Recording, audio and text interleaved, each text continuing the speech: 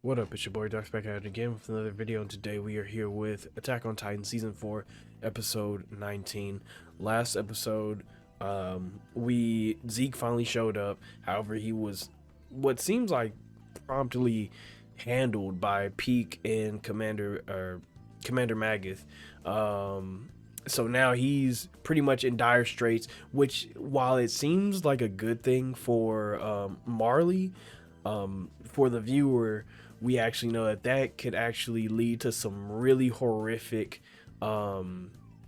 really horrific things happening here. Since I'm pretty sure if Zeke is led to the brink, or is led to a point in where he is like his back is up against the wall and Aaron is like so close to him, or to like making contact with him, the only thing that is left for Zeke to do is to use his scream and subsequently turn at about 300 or so people into Titans, which is going to spell the death for a lot of people on both sides.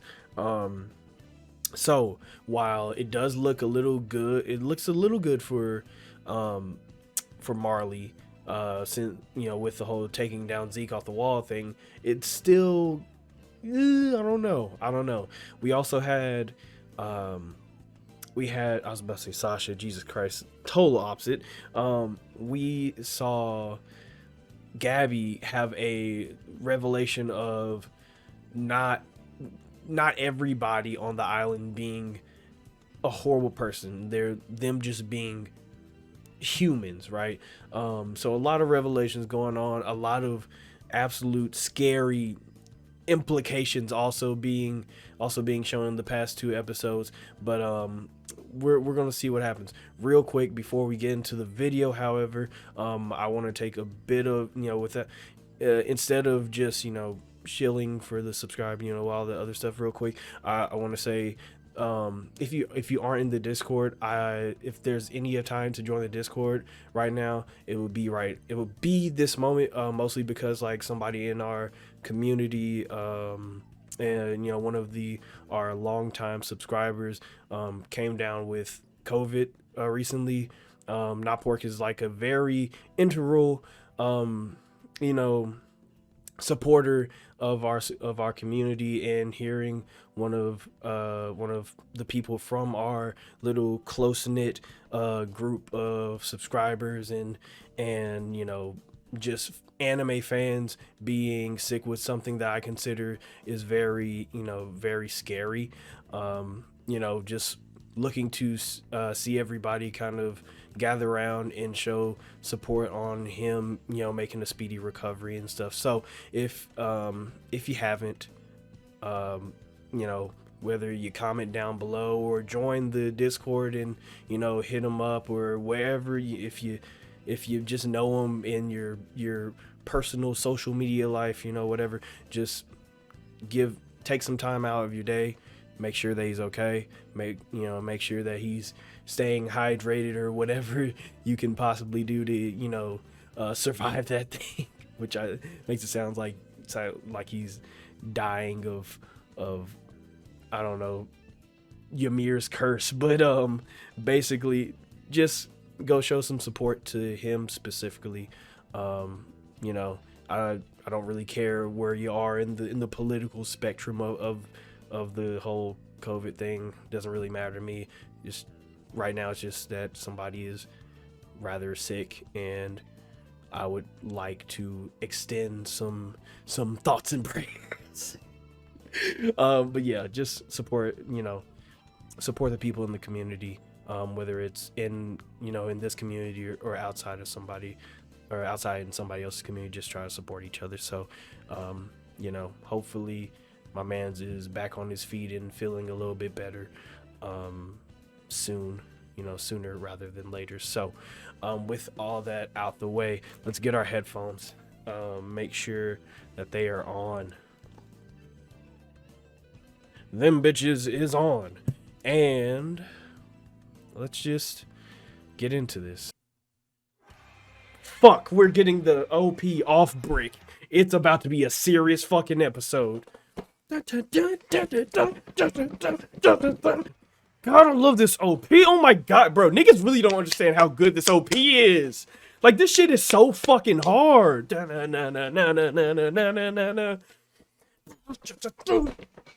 damn it, this shit is so fucking good.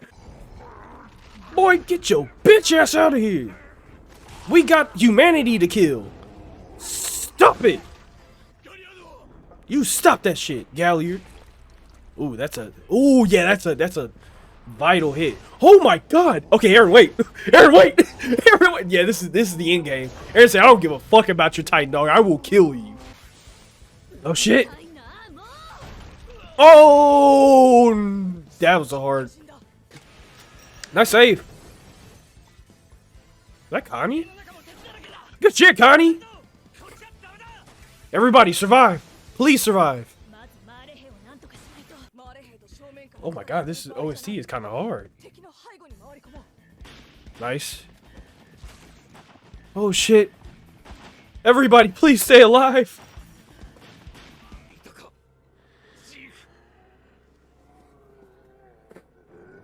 Fuck. Yep, he's about to do it. No, please. Wait. Wait. Wait. Yes, please. Not like this. He literally has to scream, though. That's the worst part about it. That there isn't, in this timeline at least, he has to scream. Oh my god, I really don't want him to, though. Oh, Cole, he's got to do it, though. I really don't want it to, like, trust and believe, I don't want him to do it, but he's got to do it. Oh. Oh no. Oh no. Please, God. Oh God, no! No!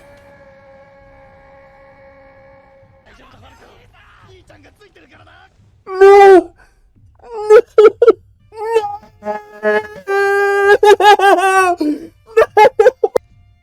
Oh, Pixar! Oh. Oh my. Oh, what a shot, though. Jesus fucking Christ. Oh my god. It's already happening.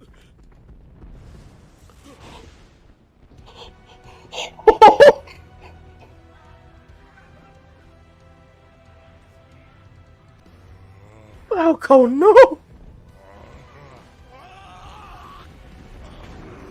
Oh, I can't do this. Cold.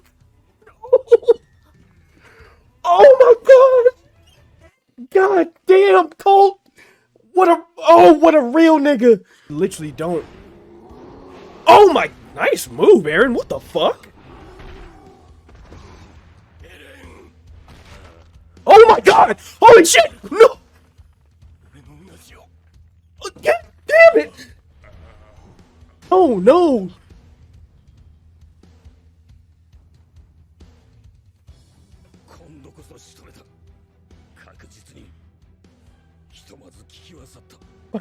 I can't do this. I can't do this. Bro, I'm about to have a fucking heart attack!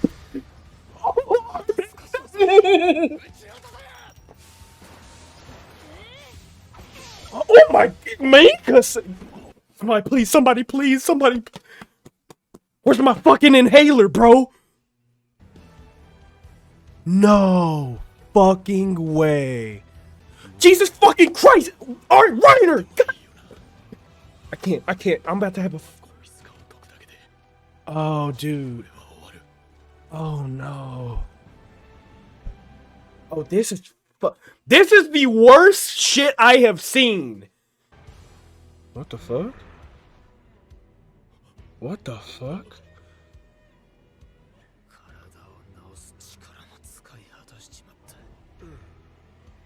Oh god, Galliard!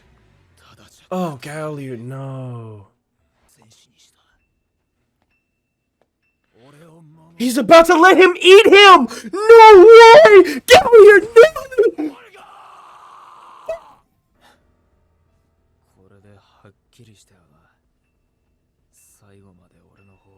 Bro, you're not.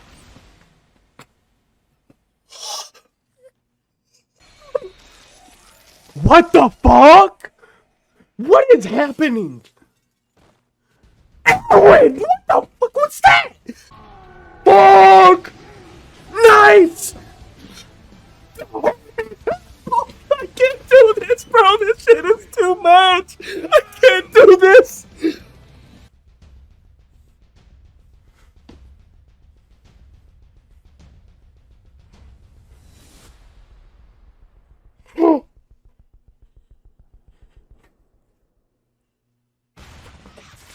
What the fuck?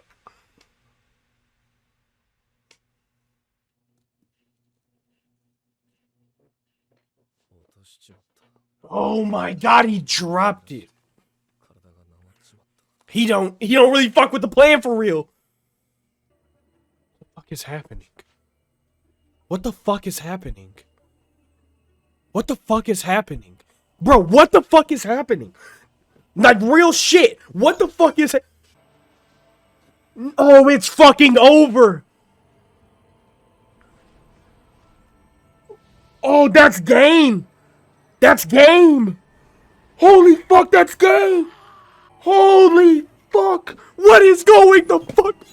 What is happening? Oh, it's a tree? For you to recover and wake up?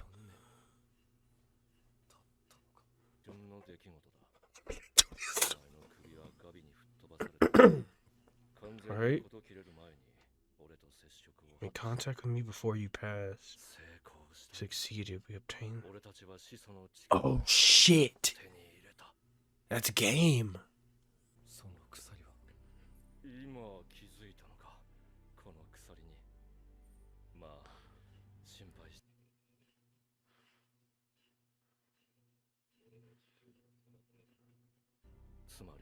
Oh, that's...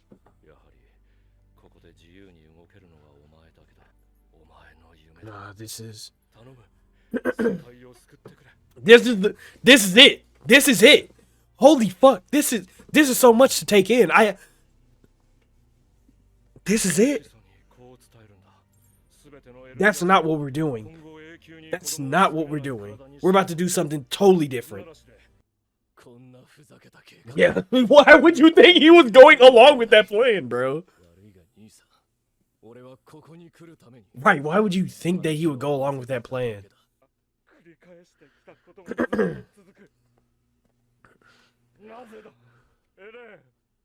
Dude, come on, bro.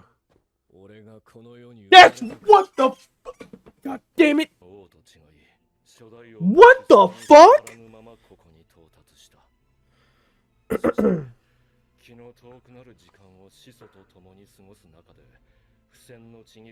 Nullify them. You nullified it?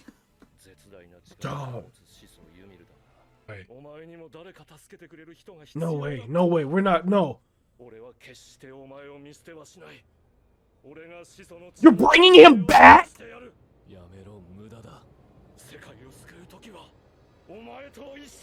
No fucking way, what's going on? What is going on? Bro. Bro. Bro. What the fuck? Dog. Oh my god. Dog. Oh my. Oh. Oh my god. Oh. Oh my god. Bro, that episode was too much. No, bro. Oh.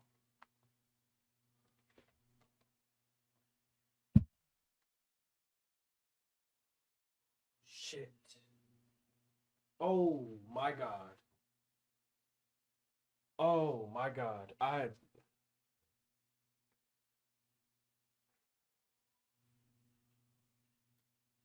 Holy fuck. Um Oh, wow. Wow. Wow. Wow. Wow. Wow. What? Oh, my fucking phone just fell. No. No, not like this. Not like this, Jesus. Not like this. Wow. Wow. I literally don't know what else to say except for wow. Just what? I wish in like here's a I whew, oh god. Oh god. And okay, hang on. Okay, let me gather my thoughts real quick. Okay. Damn, I almost, oh my god, I almost wanted to like take a break and like just sit there and think. I almost kind of want to do that, right? Like I really want to do that right now, right? Like just this is one of those episodes where like I don't think I can give you a coherent discuss, rather even don't even think about an analysis, don't even expect an analysis, like a coherent one, at least from me from this episode. But this is one of those episodes where I gotta literally like sit down and like think, what the actual fuck just happened? I have to have time. I don't have time. Right. So here's what we're gonna do for like one of this is one of the only times that we have done this. But this is what we're gonna do. We're gonna just go. We're gonna go through this episode frame by frame. Well, maybe not frame by frame, but we're gonna talk about this. We're gonna have the episode up, and we're gonna talk about it as as we see it, right? Because holy fuck. Okay, hang on. Okay. So first of all, oh god, I almost had an anxiety attack just thinking about having to tackle this episode. Okay. First of all, we got in the beginning of this episode, we got an absolute like this was a when I saw this, right? When I saw Eren do this much damage to Galliard, I automatically was like, yo, Galliard's dead, right? He's gone. There's no way he's surviving from this. Like, that was this. I think that's one of the first times. This is maybe one of the first times, at least in my knowledge, one of the first times that we've seen blunt force trauma to somebody's nape. Like, instead of like cutting them out or like biting them out, this was like straight up no. And simply because that was the first time I've at least I can remember this happening, something like this happening, I was like, yeah, he's gone. Like, if he's not gone now, he is gone later, right? He's going to be gone soon. And holy fuck. Oh my god, this episode. That right there, that happening in the beginning of the episode pretty much solidified how serious this episode was going to be. Him, like Eren, pretty much like not caring about passing him on, like not caring about eating him, which I mean, like, he never really cared about eating the Jaw Titan, but like not thinking strategically of killing, like when it comes to killing the Jaw Titan, him just going, get out of the fucking way, I am going to kill you now, like, you need to die.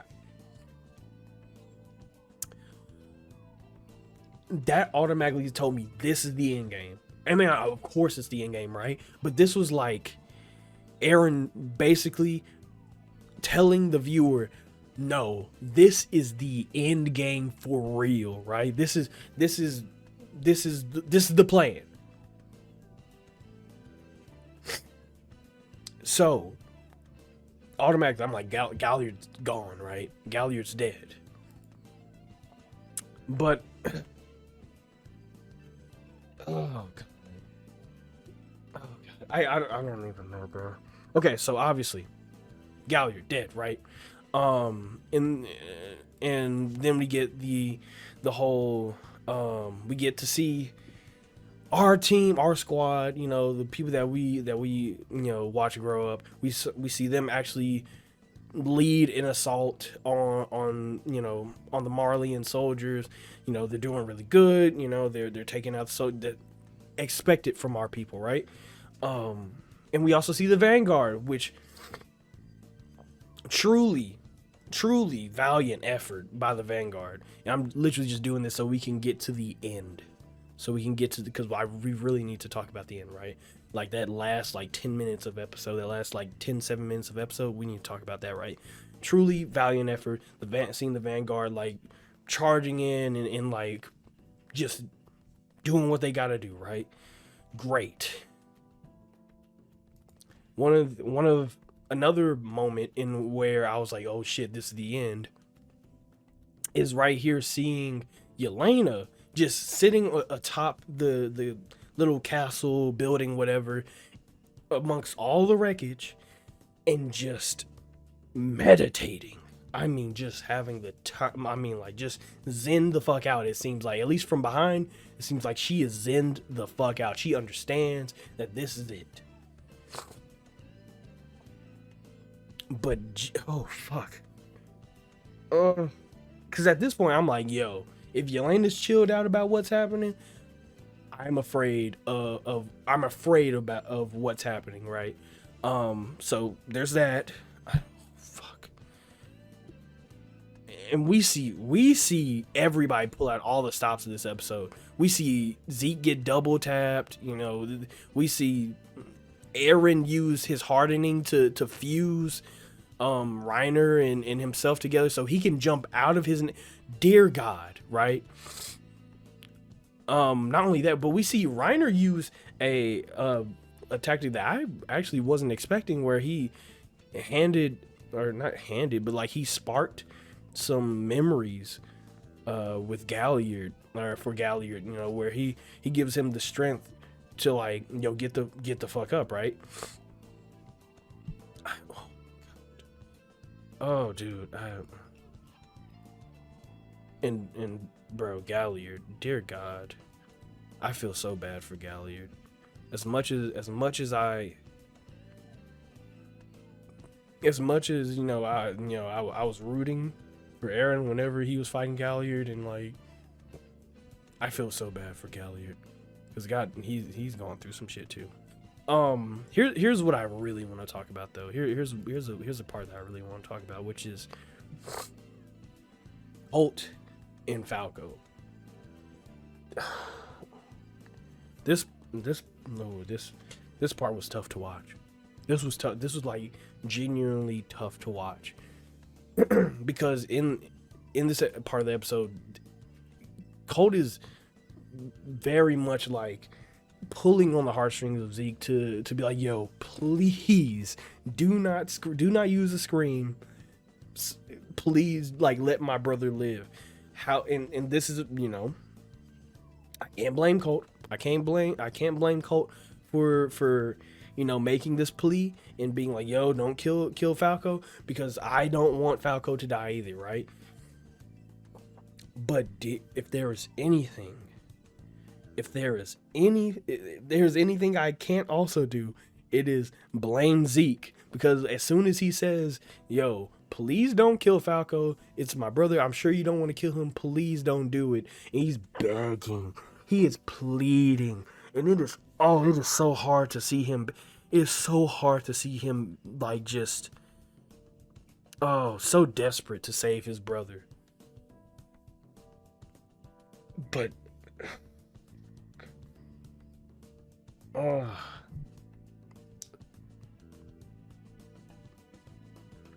but dear God, I knew that I couldn't blame Zeke, because screaming, that was the only thing that he could have did. If he didn't scream, he would have got triple tapped, and that would have been game over for not just Zeke, but so many other people. There was going to be so many.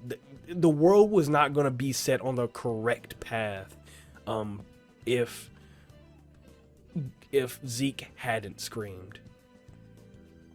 And oh God, oh dear God, that coming into this episode, I absolutely knew that Zeke had to use his scream. There was no way he didn't. There's just a couple things in this show that's like, yeah, there's no way that there's no way that he doesn't, right? And scream is one of those things where it's like, yeah, the scream has to happen, the rumbling has to happen. There's just some givens in this episode, or in this show, and the scream is one of them. So there's a sense of hopelessness in this episode. If you're a student of, I mean, you don't even have to be a student of, but there's a sense of hope in this episode, or hopelessness in this episode, when it comes to seeing Colt just begging Zeke to spare his brother, because Zeke has to do it. Zeke will do it. Zeke is going to do it soon, right? And just seeing my nigga go down like that, bro.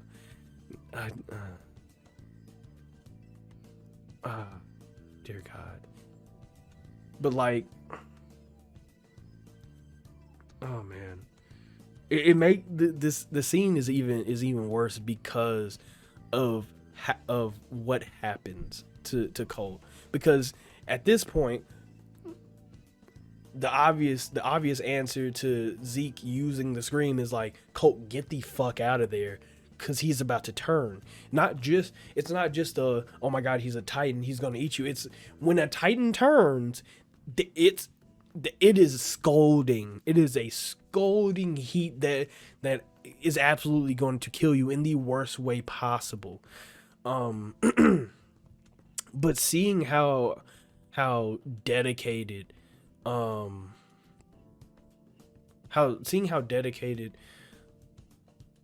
Colt was as a brother to continue, and then not only, because there's a dichotomy to be talked about when it comes to Colt and Falco and Aaron and Zeke, because Colt, even though his brother was turning, and I'm sure that Colt knew this was the end, Colt then continued to comfort his brother, stay there with his brother, knowing that his brother was about to turn, explode, and pretty much singe him into Armin before he turned into a Titan, basically. And I kind of want to see what exactly Colt said while... Oh, yeah, okay, right here. Where, and it's nothing like super deep, but it's just the thing of Falco saying, "Get away from me, Colt," and him just being like, "It's okay, Falco." It's oh God. There's a couple things that's sad about that, because one, it's that Colt may not be thinking straight, and that he's in hysterics, and he's just trying to protect his brother in any way possible. But it's also that it's also sad because it may just be that Colt is he loves his brother so much that he knows that there's not a world in which Colt wants to live where his brother in which his brother doesn't want to what am I trying to say? There is not a world in where Colt wants to live where his brother isn't. So while Colt knows that he's going to very much die by staying by Falco, he'd rather die here comforting Falco than run away and live and run away, see Falco die, and he has to continue living. In a way, you could say that Colt pretty much committed suicide there, with a quick, in an instant, was like, okay, well then, if he's dying, I'm dying. But, oh, fuck. Oh, God. It's so fucked. It's so fucked. it's respectable though, because the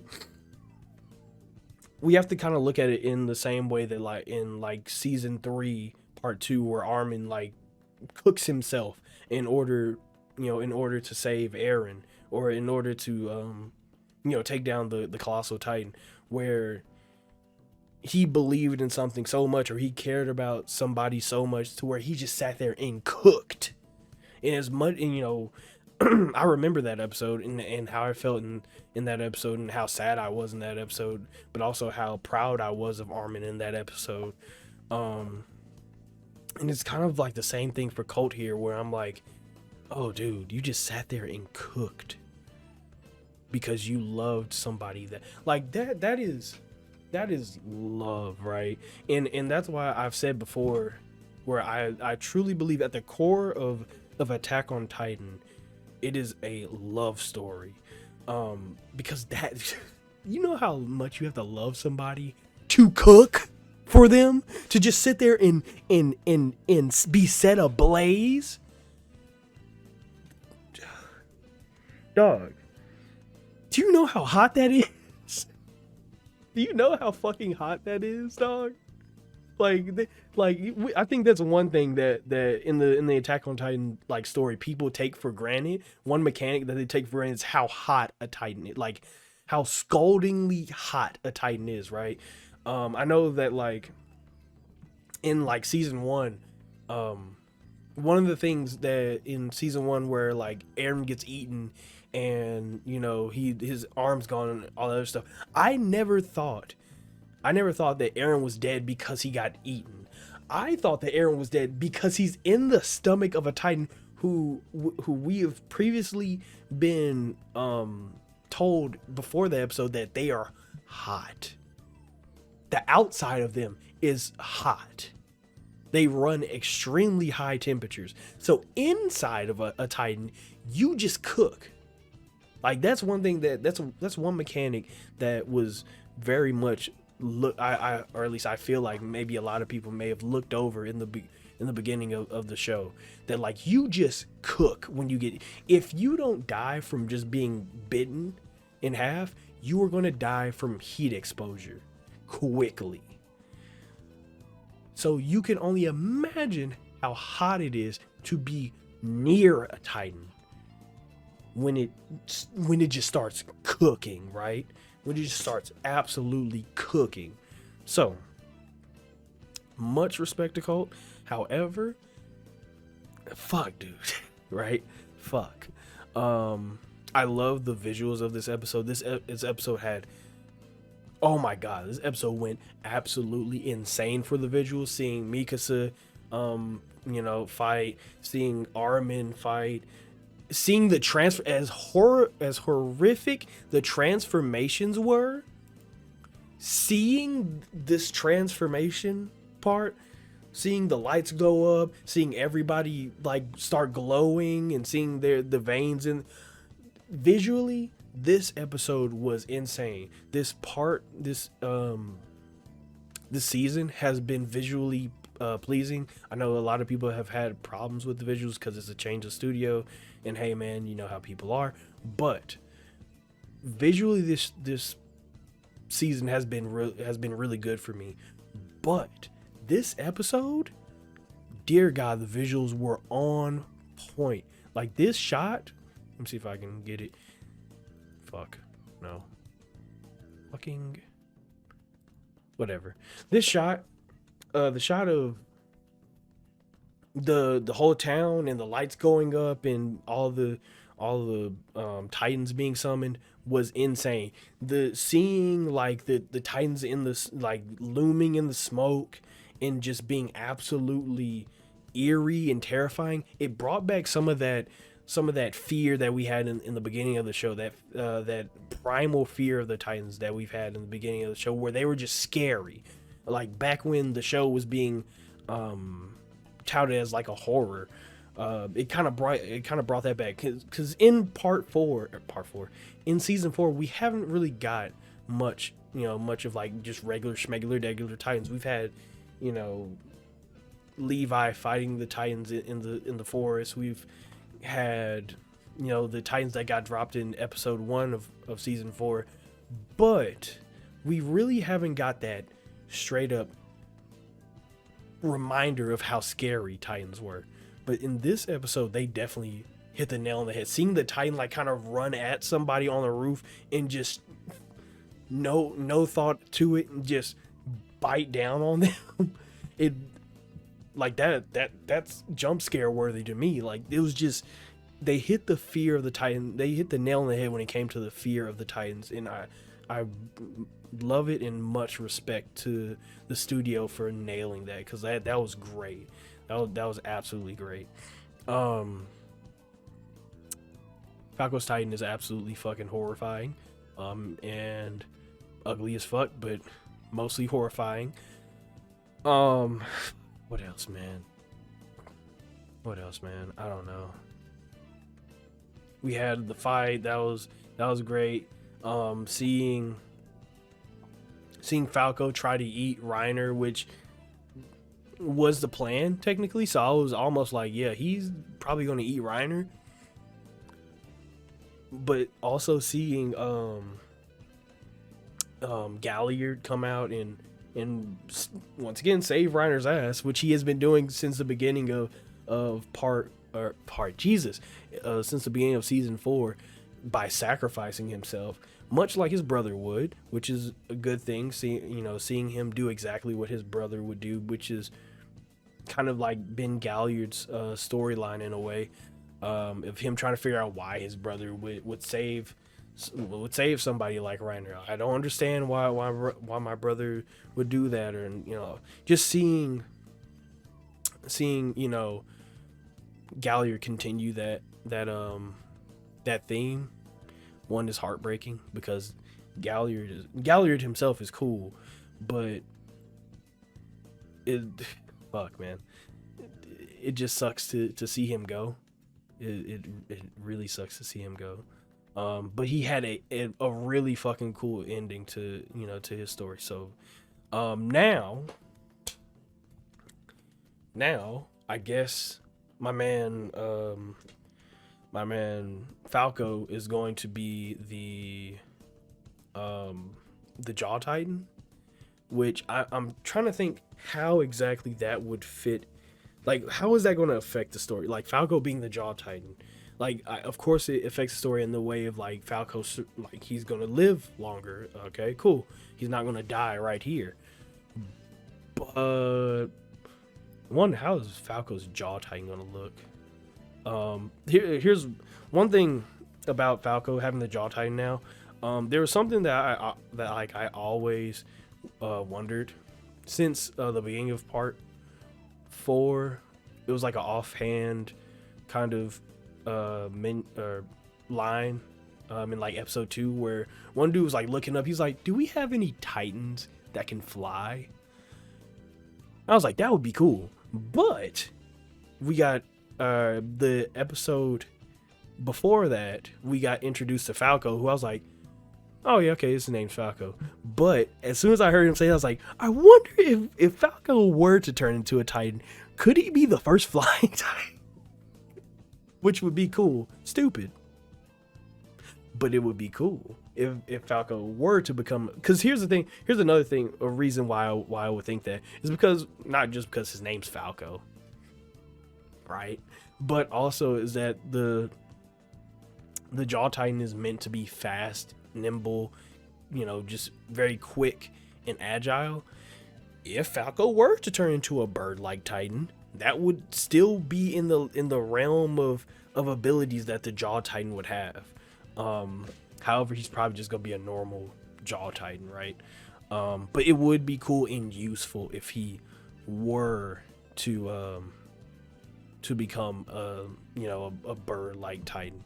Another thing is that, like, in a lot of ways, we've seen Falco depicted with bird. I mean, just because his name's Falco, but like, we've seen Falco in like the last ED, being depicted with a bird, and like him when we first see Falco, he's talking to a bird, telling him to get the fuck out of here. It's dangerous. So it would fit his arc to be turned into a bird titan. I hate that we're having this conversation because it sounds stupid. It would fit his arc for Falco to turn into a bird titan and be able to, pretty much do exactly what he told the bird in the first episode to do. However, I do believe that Falco is more likely to instead of using that power to fly, he would actually use that power to maybe fight back, which, yeah, that's still weird. I think he'll just become like a regular schmegular bird titan, or not regular schmegular regular titan though, jaw titan. But it would be cool to see him as a bird. Okay, like 20 minutes in, let's actually talk about the actual meat and potatoes of this episode, which is okay. So Eren died in this episode, which is way quicker than I expected. I expected Eren to die, right? Like, I think everybody expects Eren to die. I think, and if you didn't expect Eren to die in this part with this OP and this ED, I don't see how you don't expect Eren to die, right? But Eren died in this episode. He basically, he was gone. His head is gone, which is pretty much how you kill that's how you kill, well, anybody, but the surefire way to kill a Titan shifter is just to take off the head. And while, one, it's a cool shot to see Eren just get absolutely beheaded, it is also traumatic, right? But here's where we gotta really start talking about shit, and where, if you thought that this discussion was off the wall and nonsensical and made no sense, here's where we really start not making any sense, and things just become stupid, right? This is where I start sounding way stupider than I sounded in the first 20 minutes or so of this discussion, right? So Eren dies. They have a flashback to where Eren and Zeke have the conversation about, like, so are you on board with the plan? Like what you got going on? Like, do you agree with our father? And Eren says, nah, I'm with it. I'm chill. I'm with it. And it's a very important part of the anime because, one, obviously it depicts the handoff of the certain thing to the devil of all earth and the and Ymir, which I think in Eren and Zeke's situation, Zeke was on the side of the devil and Ymir was on the side of Eren, but I'm not gonna look too much into that. Or, well, I mean, I should, but I'm not gonna talk too much on that because that would make the video way too long. It's already long. But that scene is meant to, obviously meant to depict the deal with the devil of all earth and Ymir. However, we never got to see the end of it, which now we do get to see it, which is that Eren was like, oh wow, I dropped it. That's crazy. Wow, this whole hospital life got me sluggish. And this may also be where Zeke was like, you dirty motherfucker, you trying to bamboozle me, ain't you? Because Zeke kind of looks at Eren like, what the fuck? Obviously you didn't drop it for real, but it kind of shows you that Eren was never, if you didn't already know, Eren is not going along with Zeke's plan, which is a good way to show it, right? However, with those implications of like the whole devil of all earth thing and all that shit, we get to this point where time just fucking stops. right? Time stops, everything's going in slow motion. You know, you're seeing like flashes of past situations and um things that happen, things that may haven't happened and stuff like that. People and just it's a trip. This is an absolute trip of a set of visuals, right? And here's where shit gets wild. To keep in your back pocket, keep in mind, in the back of your mind, keep this in your mind. In the beginning, let's first say, the first episode of this anime, first episode is named "To You in 2,000 years" or something like that. To you 2,000 years in the future, or something like that, right? In the beginning of the episode, Eren wakes up under a tree. Not gonna say too much about that. Eren wakes up under a tree crying, and he is like, he's like, because like, oh, you were crying? Did you have, what's going on? And Eren's like, oh, it's nothing, right? I don't remember specifically what they said in the anime. However, I'm not a manga reader. However, I did go a while ago, maybe 1 or 2 years ago, I don't really remember. A while ago, I went back to read the first, like the beginning of the manga, right? Just for fun. I didn't like read up to like, oh my God, like this. I read like maybe the first chapter, maybe 3 or 4 chapters, right? Just for fun.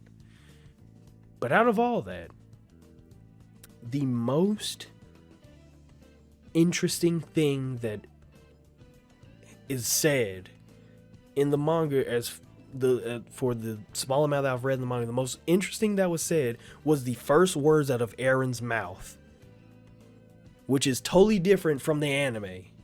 And it's probably a good thing they took this out of the anime, because it was saying a bit much.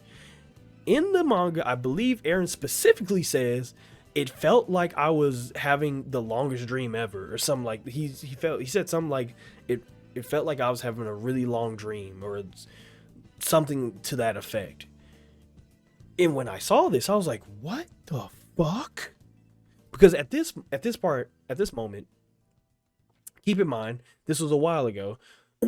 at this part, I had just finished the episode like 20, I think it's 21 of season 3, where you have the huge, which is to me is one of the craziest twists, probably if not the craziest twist in this show, where the owl is like, to save Mikasa, to save Armin, and we're like, yo, what the fuck, right? And this was a little bit after me watching that episode. This is probably like a little bit after finishing season 3, but I started thinking about that, where I was like, wait a minute, what the fuck?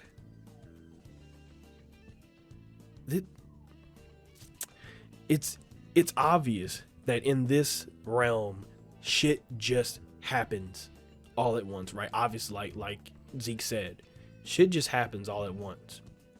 It's also obvious that there are time elements that go into the show. There's there's an ideal of a cycle, and there's the idea of things happen, different timelines and shit like that. But this particular line from Eren has me thinking, if Eren woke up right there and was like, I felt like I was having the longest dream, which obviously says that he was dreaming about all the happenings of this show, right? Obviously, maybe not that obvious, maybe that's not what it is at all, but from what I'm thinking, he was having a dream about all the happenings of the show, meaning that he has seen the end, or at least at some point he, maybe he doesn't remember it, but he has seen. He dreamed all the way up to the end and just doesn't remember it, right? Meaning that the cycle looped. And we are going to have to do a bit of reading, because the things that Zeke says in when they get here is really, it lends a lot of credence to the long dream theory that I have, where, okay, so Zeke pretty much says that time either doesn't exist here or all time exists at the same time here. I don't, either one, it doesn't really matter at this point. That it just is what it is. Once we get to these type of situations, you know, fuck, you know, we really can't say too much on it, because we're just mere humans and we can't really comprehend all that. So they're standing in front of what I'm, at this point, I'm pretty sure this is Yggdrasil. There's no way it's not. It's a big fucking glowing tree. I don't see why it wouldn't be Yggdrasil.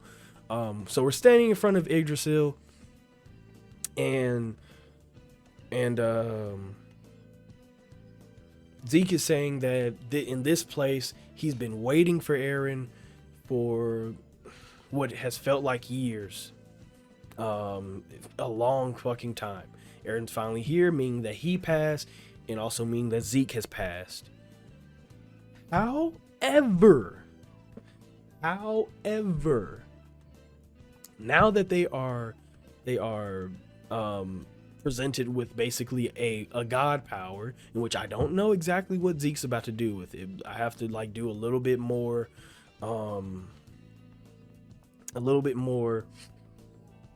I have to watch this episode a couple more times before I really figure this one out.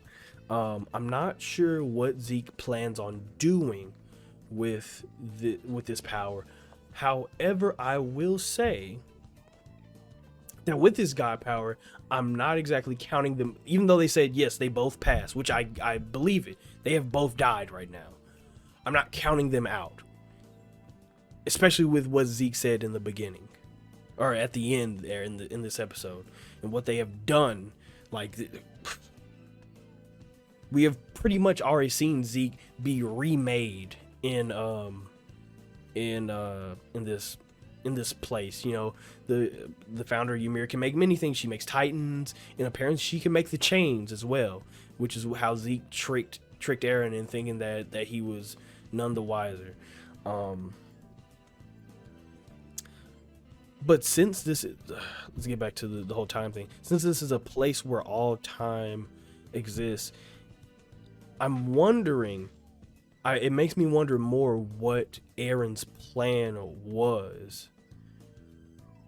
Because if episode 1 is anything to go off of, or chapter 1 is anything to go off of, he just repeats it. Or maybe it's because time exists at all moments, and Aaron's just seeing it because he's Aaron, right? It just makes it more interesting of like on like what exactly he's trying to do, because I'm not 100% sure what his plan. We didn't even get to hear what he was going to do. Jesus fucking Christ. Yeah, this fucking discussion is all over. This discussion is all over the place. I'm so sorry, but I'm gonna get back to it. Obviously Zeke has been waiting here for God knows how long. He looks disheveled. His hair's longer. You know, he's got the beard going crazy again. So time is not a problem here. Like, we've got as much or as little time as we need. So I wouldn't be 100% like surprised if the rest of this show happens in here, or at least the next couple episodes happen inside of the Yggdrasil realm, or whatever you want to call it. Titan realm? Is that a better name for it? The Titan realm that has Yggdrasil? I don't know. I wouldn't be surprised if the rest of this show like kind of happened in this realm. Now what Zeke is trying to do, I'm still not 100% sure. I mean, like he wants the whole euthanasia plan, yeah. But he also said that he's going, like, he basically said that he was gonna bring Aaron back. Like, let me see what he said specifically. He says, but I had another father who saved me. You need somebody to save you too. I will never abandon you. I'll fix you with the founder's power, which basically says that I think he's going to bring him back, but why? When I save the world, it'll be with you. Okay. So I'm fucking understand what's happening. I'm trying to understand. Trust me, trust and believe, I'm trying to understand. But this entire episode has been a mind fuck of the utmost fuckery. I don't understand. I'm trying to understand, but I don't understand at all. I honestly, I'm gonna keep it a band with you. I've been trying to figure this out, but I might need more time on this one. Of course, this is just a discussion, and we're just going off the dome with this shit. But I might need more time to truly like sit down and think about what the hell's happening. I might need to watch this episode again, actually.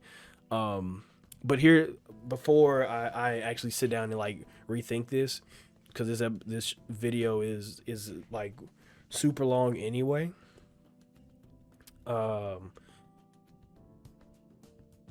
Obviously Zeke is gonna bring Aaron back. He can, at least he has the power to, because we've seen it before. But my fear is, what does he bring Aaron back as? And what well, I don't know. This episode has, this episode's insane, bro. This episode is insane. I genuinely don't know what to say. Like, I genuinely don't know what to say. I feel like there's so much more I could have said, and of course, like, this episode could have been this discussion could have been so much more cohesive. But dear, I actually have to sit down and rewatch this episode. Actually, no, there's no way I gotta sit down and rewatch this episode. This is insane.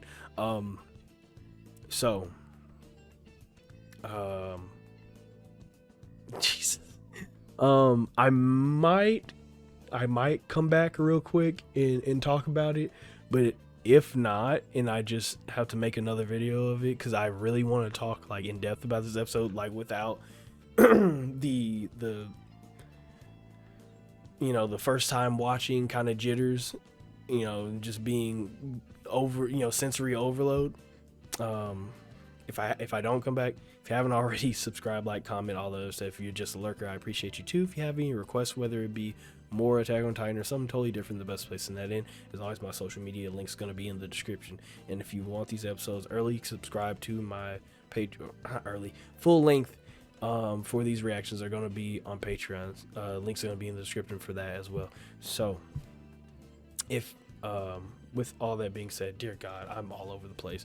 With all that being said, get my off button ready. I will try to be back. Don't hold me to it. I will be back after rewatching this. I'm sorry. I will be back after rewatching this. But if not, for some reason, you all stay amazing, stay safe, and take care of yourself. Oh God, Jesus Christ.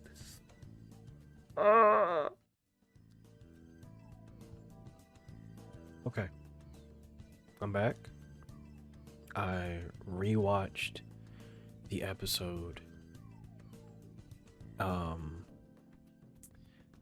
And I'm not gonna say that I combed through it and I did a whole bunch of analyzing the episode and stuff. I didn't do any of that, but I did rewatch the episode again. and I'm still confused. Here's what I will say though. I did kind of reinstill some of the ideas that I had for where this show is going though when watching the episode. But what I will say is that now that I have rewatched the episode, I will talk a little bit more about what the episode was what the episode was about, specifically this episode. And with the episode being named Two Brothers, you can, I was like, it could be Falco and Colt, and as well as it could be Zeke and Aaron. But I forgot to mention Porco and Marcel. They were also a part of that Two Brothers theme. And this is exactly what I missed, was looking at the episode through the confines of what the theme was, right? I think the theme of the episode in who matches the theme of the episode is what actually tells you what you need to know about not just the show, but what's going to happen, but what this is all about, right? I touched on it a little bit in the first discussion, but with Porco and Marcel was very much always protecting his brother, right? That was the reason why Reiner has the armored titan in the first place, is that he wanted to protect his brother. So with Reiner giving Galliard that spark of a memory of his brother, saying, hey, I just did this so I could protect my brother. And with Galliard always talking about how Reiner was always trying to act like Marcel, where he was being the leader to protect the whole pack and do what's best for the group, and do what's best for people. You could kind of see Galliard. We didn't get much if any characterization or any screen time with Marcel, which it's pretty much minute how much screen time we've got with Marcel. We don't really know him from first glance, but we actually do know Marcel. That's the thing, we do know Marcel. Marcel is season 1 Reiner, maybe season 2 as well, to a degree, up until Yarunda Ima, up until that point. That is Marcel. We don't get real Reiner. We don't get Reiner until after season 2, episode 6. And we don't get Reiner for real until season 4. So if we want to analyze Marcel, we have to look at season 1 to season 2, or half of season 2 Reiner. If there's anything that we know of that Reiner or Marcel, is that he was very sacrificial. He was it was almost to the point that his sense of self-preservation, Jesus Christ, his sense of self-preservation was almost non-existent. Go back and think about how many times you saw old school Reiner jump in front of a Titan to save somebody, even though he was gonna die, even though he himself was a Titan, so he wasn't gonna die per se. But you see a lot of Reiner trying to save people in that season, in the first season. In the second season, him pushing one of the Titans out the way and letting him bite him instead of killing Connie, and then being like, "Yo, I'm just gonna jump out the window with the Titan." These are all things that we can only assume that Marcel would have done. We get it in a lot of we get that kind of uh, I guess idea from a lot of the times that what's his name Bertold is talking about Reiner, where he's like, he wasn't always like this, you know. And that was more of him like talking about Reiner's breaking psyche. But a lot of times we get characters that say like Reiner was not always like this. You know, we finally get that revelation in season 4 where Galliard's like, you're acting like my brother. You were acting like my brother back then. So we kind of do get characterization for what kind of person Marcel was. So with that information, we can also see in Porco's last moments, in Galliard's last moments, he imitates that as well. He sees that the cycle is that his brother is always protecting. And as much as like obviously Galliard doesn't like Reiner all that much, he never did. We see that even in that situation, Galliard himself continues on the cycle of how his brother handled things. As much as, you know, as much as he probably didn't want to, even in his last moment, his last words were, "Yeah, I always knew I was better than you, Reiner." In which, yeah, he was. But the fact that Galliard continues to do exactly what his brother would do is the first theme. It's a cycle, you know what I'm saying? We talk a lot, you know, even in this episode, Zeke was talking a lot about the cycle and how, like, you know, bloodshed will just continue if we keep doing this. You know, we got to do the euthanasia plan. Like, there is no other way. So I'm looking at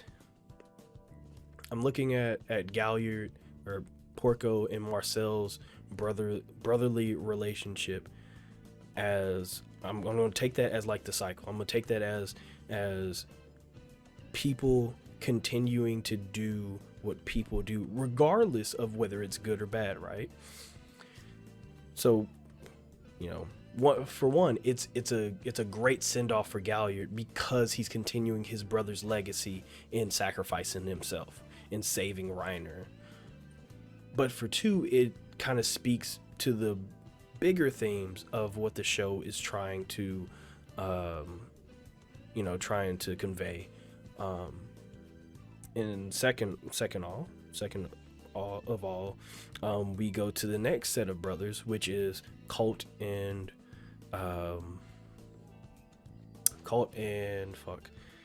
Falco. And while we did talk extensively about Colt and Falco in the first discussion, I will say that at the heart of Colt and Falco's relationship is just, as we talked about in the first discussion, just the ungodly amount that Colt cares for his younger brother, to the point of specifically, and I want to go back on this just a little bit. Colt, this is what made me think of it, because specifically, Colt says that he, like, as what's his name? As Falco is turning, Colt specifically says, like, I'm here for you. And like we talked about in the first discussion, obviously irrational, obviously, you know, there's nothing that you can do except for be here for him in a situation like this, even though it is killing you. You know, it's gonna kill you, obviously. But now we're seeing in this relationship, we're seeing an extreme of brotherly love, right? Colt being there for Falco in what Colt assumes is Falco's last moment.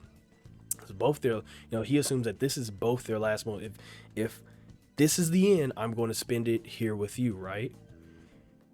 And, you know, if this is the end, I'm going to be there for you while it's happening.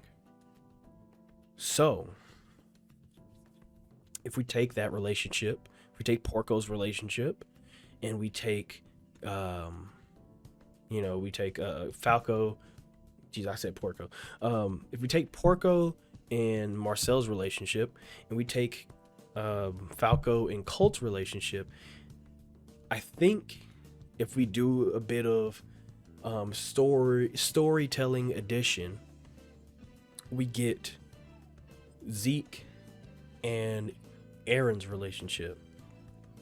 Now the problem was that when we get into this Titan realm kind of place with the founder and stuff, there are certain things that just won't be able to comprehend exactly. How does Jormungand, how does Yggdrasil work? No clue. How does the curse work? No clue. What was the source of all matter that Ymir touched? No clue. And we probably won't get an answer for that in the show. I mean, I wouldn't be surprised if we never do, and I wouldn't be mad if we never do either. Like, I'm not looking for, like, when I'm watching the show, I'm not looking for the answers to all life, right? At least when it comes to like that ethereal type of shit, right? However, if we kind of condense what's going on here, is that these brothers, much like Porco and Marcel and Falco and Colt, have come to the end. These brothers have come to the end of everything. This is the end of time. This is the end of matter and this is just it. This is the end all be where they are at right now. It doesn't matter what it does. It doesn't matter what it is. It's literally, we have to take it at face value. This is where everything collides. This is the end point of the universe. So these brothers are literally at the end of what is everything. So now we have to take the two brotherly relationships that we've seen in the beginning of this episode and add them to the relationship that we see with Aaron and Zeke. Of course, we have the whole thing of like Aaron not going along with the plan, and Zeke in that instance where Aaron's like, I'm not going along with that plan. That's stupid. Like, we're not doing that. I was born in this world and everything like that. Aaron or Zeke kind of like breaks down. He starts crying, and obviously it's a ploy towards the end. But I think he was literally like hurting in that sense, where we have the cycle of the theme of like the cycle with Porco and Marcel, where Zeke's like, so you want to just do this over again? Like this, you just want this to continue to happen? And I think Zeke in that situation was absolutely perturbed. Like, he was hurt, because in Zeke's mind, this is, like, as he said, this is because of the brainwashing of his father. This is quite literally because of to him, this is because our father brainwashed you. Like, that's why you want to continue this cycle. So then we take the what Colt did for his brother, which is he was there for him at the end. So in the end, where they are at, Zeke says that we are going to save, he's going to save the world, and Aaron is going to be there with him. Zeke is going to be there for Aaron, because to Zeke, his father was horrible, which he was.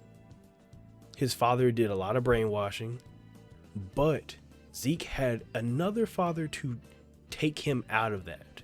He had somebody to save him. So in Zeke's mind, Aaron needs somebody to save him out of this thought process, this whole whatever, this whole Grisha way of thinking, which is actually, now that I think of it that way, and like having both brothers add up to what the brothers that we end up with being, it makes a lot more sense of what's going to happen next, which is exactly what I've been wanting and what I've been hoping for since the whole Zeke reveal has happened in this show, which is a conversation. It's been a while since I had the discussion. It's probably been like 45 minutes since the discussion, because I had to sit down and like really think about it. But with this discussion between Aaron and Zeke, I do believe that here Zeke is bringing Aaron back. However, with this discussion, this is going to happen within like,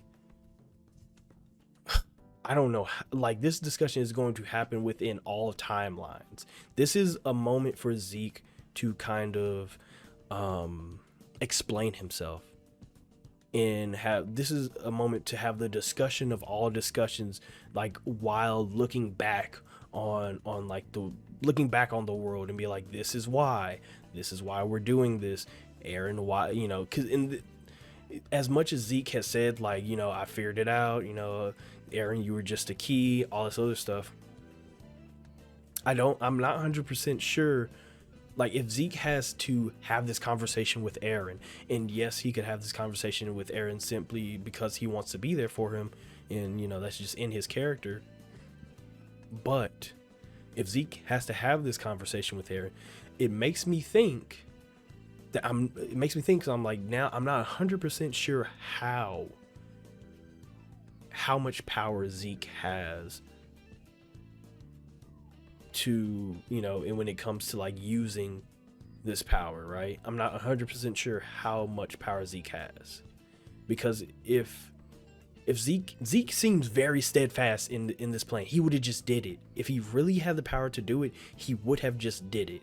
So for Zeke to need to have this conversation, if they do have a conversation, for Zeke to need to have this conversation with Aaron, not only tells me that he wants to get Aaron on his side and be there for Aaron, but it makes me allude to the thought that maybe Zeke doesn't have this power all put together as much as he thinks. This may be a ploy within a ploy to be like, okay, maybe if I can trick Aaron into thinking that he doesn't have the power and I have the power, he can be on my side to actually use the power in order to do what I need, right? To do what he thinks is best for the world, right? But back to the conversation, right? This is a discussion that I'm excited to see, because if I'm understanding this correctly, and them acting as gods, as Yelena sees them, they are going to now have to go through timelines. They are going to have to go through time itself in order to not only talk to each other, but talk to different characters. This is a moment in which I think the Zeke and Aaron, and specifically Aaron, I don't know how much Zeke is going to play into this time hopping situation that they may have, but specifically Aaron is going to have to act as a god and literally speak into the ears of multiple characters. I'm guessing specifically, I'm going to guess that Grisha is one that we really have to talk to, which, like I said, is so wild, because now it quite literally makes it to a point where we have to consider whether Aaron is a god speaking into the ear of these people, or whether he's a devil speaking into the ear of these people. mostly because I mean he like Aaron is literally ethereal now. They are both literally ethereal now. They are quite literally beings of a higher, you know, echelon. That there's no like they will most likely be able to, I guess, maybe not affect things as much as they'd want to, but they are going to be able to nudge the timeline in the right direction. So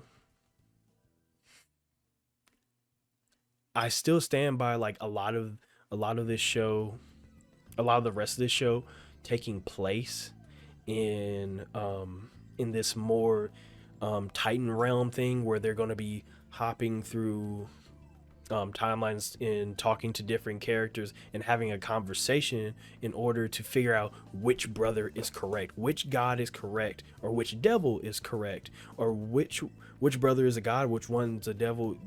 This is going to be a very important discussion, basically. Specifically, I'm hoping that if we do go for this whole time hopping thing, that we do get to talk to Grisha, because I would love to hear Aaron's take on what Grisha is doing. Like, what is adult Aaron going to say to younger Grisha? Maybe not like baby Grisha, but like, you know, young adult Grisha. You know, the Grisha that may have went to kill the royals and stuff like that. Like, what would Aaron have to say? Like,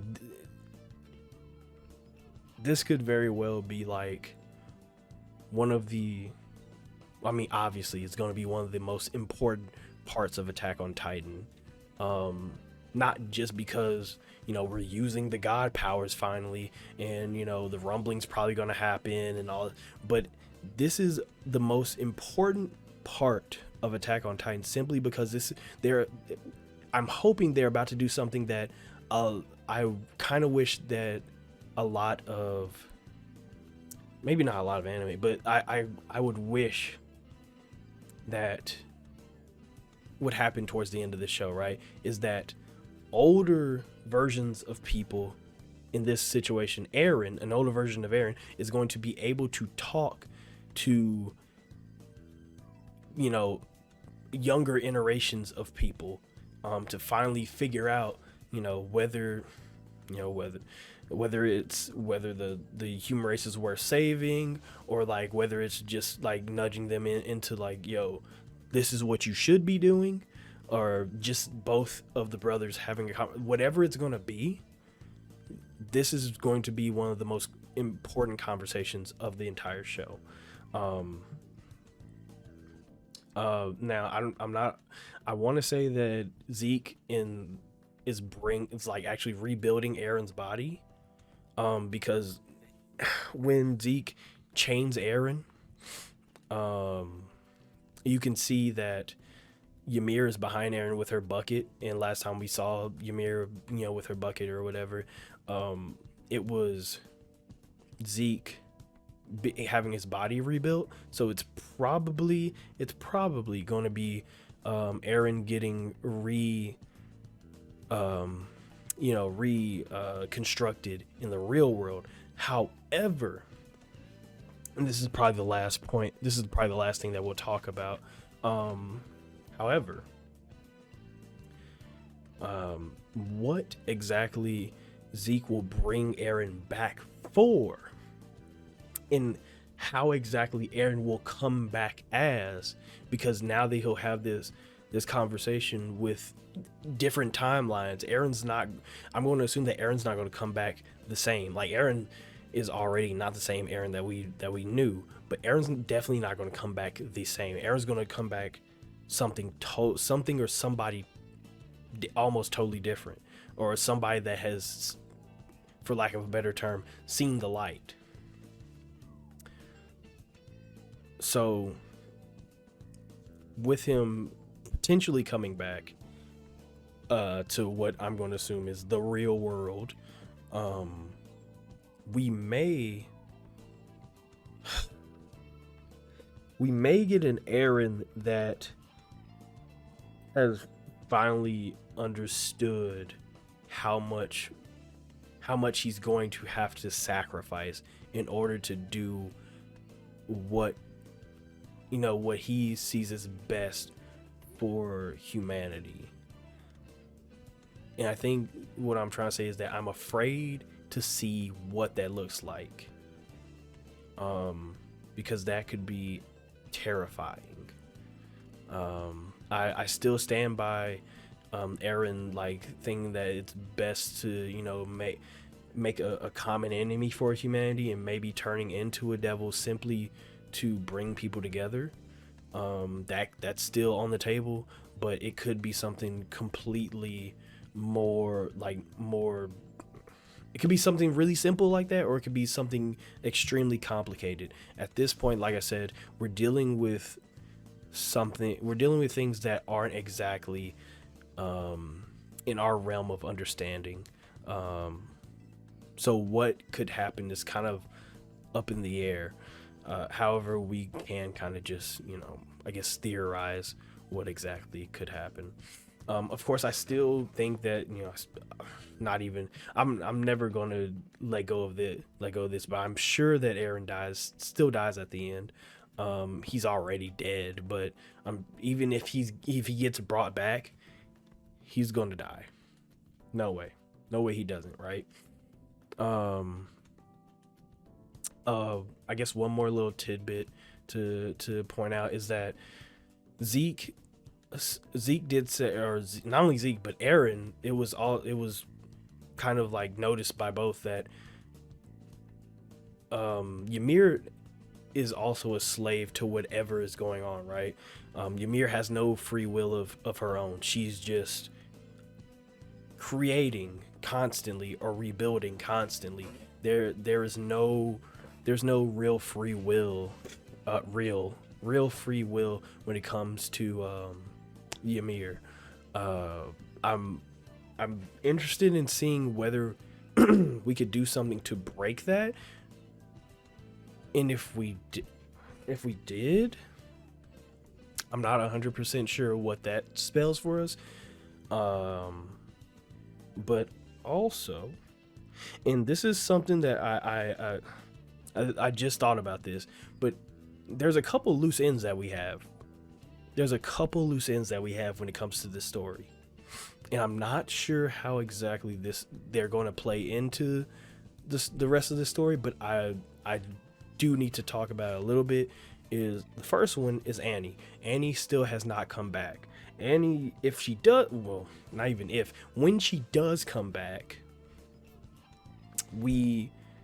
I'm sure she's gonna play more of a role of like adding to the combat of somebody. I don't know who she's gonna fight for, but she's gonna add to somebody's combat ability.